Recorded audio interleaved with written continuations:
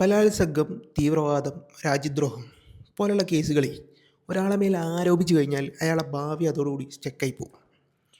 വേറൊരാൾക്ക് പിന്നെ അവരുടെ കാര്യത്തിൽ ഇടപെടാനോ ഇതിനൊന്നും താല്പര്യം ഉണ്ടാവില്ല. കുറേ ആൾക്കാർ ഞാൻ വലിയ രാജ്യസ്നേഹിയാന്ന് അറിയിക്കാൻ വേണ്ടി രാജ്യദ്രോഹം ആരോപിക്കപ്പെടുന്ന ആളുകളുടെ കാര്യത്തിൽ പിന്നെ ഇടപെടില്ല. ബലാത്സംഗം അതുപോലെ തന്നെ, ഞാൻ മാന്യനാണ്, അങ്ങനത്തെ കേസിലൊന്നും നോക്കില്ല എന്നുള്ള ആ രീതിയിൽ വരും. അതുകൊണ്ട് തന്നെ ഇന്ത്യ രാജ്യത്ത് ഏറ്റവും കൂടുതൽ ദുരുപയോഗം ചെയ്യപ്പെടുന്ന 3 വകുപ്പുകളാണത്. എത്രയോ ആളുകൾ ഒരു കാരണവുമില്ലാണ്ട് തീവ്രവാദവും അതും ഇതും പറഞ്ഞിട്ട് ജയിലിനുള്ളിൽ വർഷങ്ങളായിട്ട് കിടക്കുന്നുണ്ട്.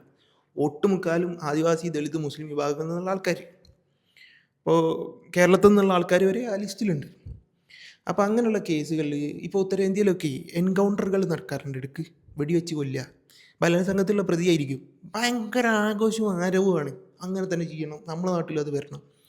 സത്യം പറഞ്ഞാൽ അയാൾ തന്നെയാണ് യഥാർത്ഥ പ്രതി എന്നുള്ള ആരാണ് കൺഫേം ചെയ്ത്? എന്തടിസ്ഥാനത്തിലത്? നേരിട്ട് കണ്ട കേസ് അല്ലെങ്കിൽ അത്രക്കും കണ്ണിങ്ങായിട്ടുള്ള കേസുകളൊക്കെ പോലും ഇന്ത്യയിൽ നടന്നിട്ട് ആ കേസുകളിൽ പോലും എൻകൗണ്ടർ ചെയ്യുന്നില്ല. എന്തുകൊണ്ട്? പൈസക്ക് മുന്തിയ ആൾക്കാരെ മക്കളായിരിക്കും, അല്ലെങ്കിൽ ഉയർന്ന ജാതിപ്പെട്ടായിരിക്കും, അങ്ങനത്തെ പോലെ ഒന്നും ചെയ്യുന്നില്ല. ഇത് താഴ്ന്ന ജാതിപ്പെട്ട ആൾക്കാരെ ആരോപിക്കുക, കൊല്ലുക, അങ്ങനത്തെ സംഭവങ്ങൾ നടന്നുകൊണ്ടിരിക്കുകയാണ്. എന്നിട്ട് അതിന് കൈയടിക്കാൻ കുറേ ആൾക്കാരും. ഇത് വേറൊരാൾ ചെയ്തിട്ട് അവരെ മേലിട്ടിട്ട് കൊല്ലപ്പെട്ടതാണെങ്കിലോ? അങ്ങനെയുള്ള കേസുകൾ ഒരുപാട് ഇന്ത്യയിൽ നടക്കുന്നുണ്ട്. ഇന്ത്യ സാർ, ഇവിടെ പലതും നടക്കുന്നുണ്ട് സാർ. അത് മനസ്സിലാക്കി സ്വന്തം നേരെ വരുമ്പോൾ ഇതിൻ്റെ പ്രശ്നം മനസ്സിലാവും. അപ്പോൾ ശിക്ഷ ഏറ്റവും മാക്സിമം നല്ല ശിക്ഷ തന്നെ കൊടുക്കാൻ പറ്റണം ഇതിനൊക്കെ. അതിവേഗം വിചാരണയും കാര്യങ്ങളൊക്കെ നടത്തി അത് നടപ്പിലാക്കി വേണം. എന്നാലേ ഈ രാജ്യത്ത് യഥാർത്ഥ ക്രമസമാധാനം ഉണ്ടാവും. ഓരോ ദിവസവും പിഞ്ചു പൈതം മക്കൾ വരെ ഇങ്ങനെ പീഡിപ്പിക്കപ്പെടുകയും കൊല്ലപ്പെടുകയാണ്.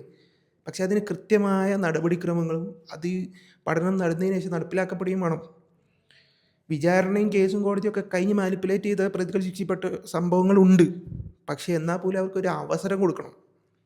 ഇത് അവരെ അല്ലെങ്കിൽ അത് തെളിയിക്കാനുള്ള ഒരു സാഹചര്യം 1000 അപരാധി രക്ഷപ്പെട്ടാൽ ഒരു നിരപരാധി ശിക്ഷിക്കപ്പെടരുത് എന്നായിരുന്നു നമ്മളെ നിയമസംഹിതൻ്റെ ബേസ്. അപ്പോൾ ഇതിങ്ങനെ വല്ലാത്തൊരു ഫാഷനായിട്ട് വളരണുണ്ടപ്പോൾ സൂചിപ്പിച്ചു എന്നേ ഉള്ളൂ. ചിലപ്പോൾ ഇത് യഥാർത്ഥ പ്രതികളെ അയക്കണം എന്നില്ല.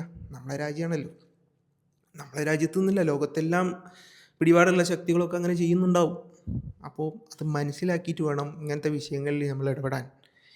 ഓരോ കാര്യങ്ങളും ഇപ്പോൾ ഭരണകൂടം എന്ന് പറയുന്നത് നമ്മളെ രാജ്യമല്ല, അത് വേറെ തന്നെയാണ്. ഒരു 5 കൊല്ലത്തേക്ക് അല്ലെ 5 കൊല്ലം പിന്നെ ഒരു 5 കൊല്ലം നീട്ടി കൊടുത്ത് ഭരിക്കാൻ ഏൽപ്പിക്കുന്ന ആൾക്കാരാണ്. ഒരു ട്രസ്റ്റികളാണ്. രാജ്യസ്നേഹം എന്ന് പറഞ്ഞാൽ രാജ്യത്തെ ഭരണാധികാരികളോടുള്ള അഖണ്ഡമായ കൂറും ഐക്യമല്ല, രാജ്യത്തുള്ള ജനങ്ങളോടും ഈ നാടിനോടൊക്കെയുള്ള കൂറാണ്.